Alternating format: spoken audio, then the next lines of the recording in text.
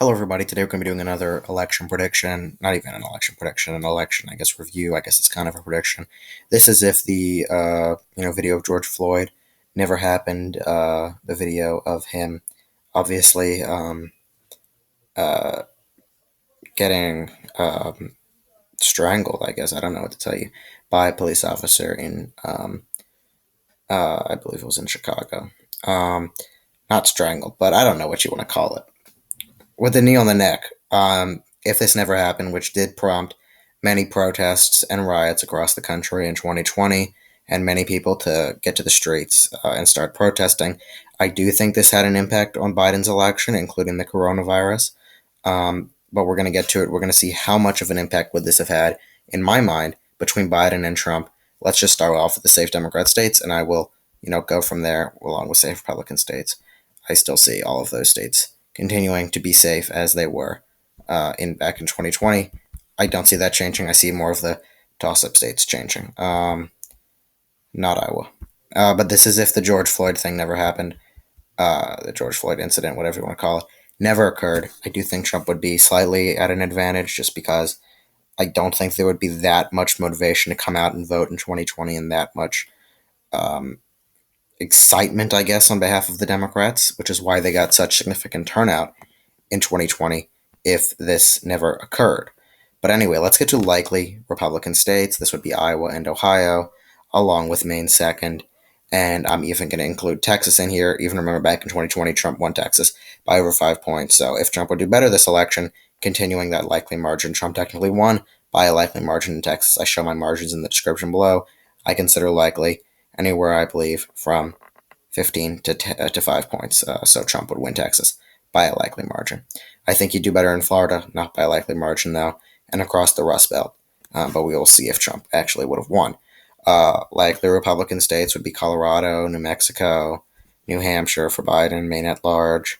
All of these would be likely, as well as Minnesota still would remain a likely Democrat state, along with Nebraska, 2nd Congressional District. Biden actually pretty popular with the suburban women, especially in areas such as Virginia, Nebraska 2nd, Northeast, and the Rust Belt in some of those areas. Anyway, lean Republican states will be Florida, North Carolina. That's all I'll include for now. I'm going to get to all of those tilt states soon. Lean Democrat state will be Nevada, will be a lean Democrat state. And I'm actually not going to touch the rest. So, only one lean Democrat state. But now we have these final 5 states, which were pretty much the closest out of everything, I guess, aside from Michigan. But I consider Michigan a part of the Rust Belt. And I do think that, especially Michigan being in such close proximity to Illinois, if the George Floyd death never happened, the video of all of that never happened, how that would have affected those people there, I think that they would be less inclined, especially the Democrats, to come and turn out. Although so much was going on already with the coronavirus and the lockdowns, they may have anyway. But let's get to our tilt states. So I'm going to declare the first tilt Republican state. This is going to actually be the first flip that I will consider, and that will be Arizona. Now, Trump almost won Arizona. It was so close by 0.3%. One of the closest races out of everything. Georgia was the closest race in terms of margins in the 2020 election. But I do think that Arizona, Trump would have continued to hold on for one more election for the Republicans. The turnout would have been slightly lower there. Hispanics up with Trump in 2020. And I don't think that the black support and black enthusiasm to come out and vote for Biden would be as high. This is also going to be occurring in Georgia. I think Trump would have held on to Georgia. Similar reasons for Arizona, very close margins. I think they would have tilted back in Trump's direction if this never happened. Obviously, all hypotheticals at this point. But Michigan would have tilted to Biden. Biden still would have continued that momentum. Biden also would have won Pennsylvania, continuing that momentum going into 2020, getting that his support. And now we're down to the final state of Wisconsin, black support up for Biden in the Rust Belt. Biden's area is the Rust Belt. Obviously, Wisconsin will be the state that will determine it all. Who would have won the 2020 election?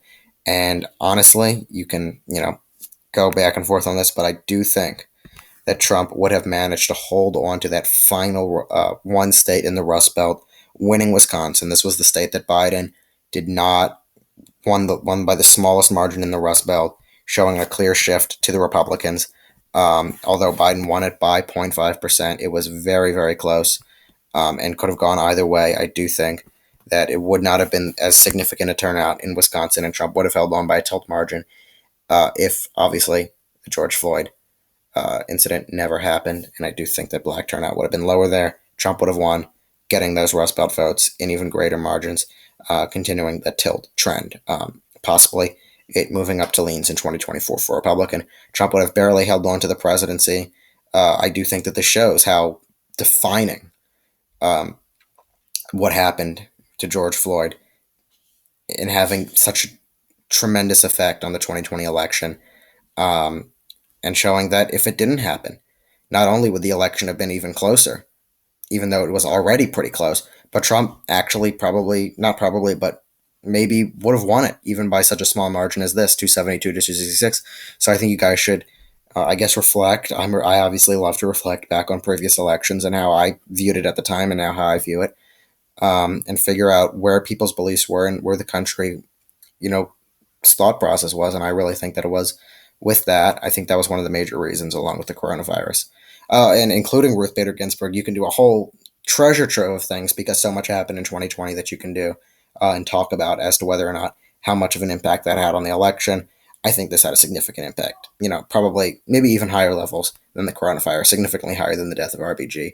But you can obviously talk about all that. But anyway, please tell me what you guys think. Do you think that this would not have had an impact at all, and Biden still would have won every state that he did, maybe even by a larger margin, or Trump would have won back a few more states, but not as many as I characterized? So let me know in the comments below. Also, we're getting close to 200, so continue to subscribe to the YouTube channel. I really appreciate it, and stay tuned for more videos. Like up the video as well. Anyway, thank you guys so much for watching, and have a great day.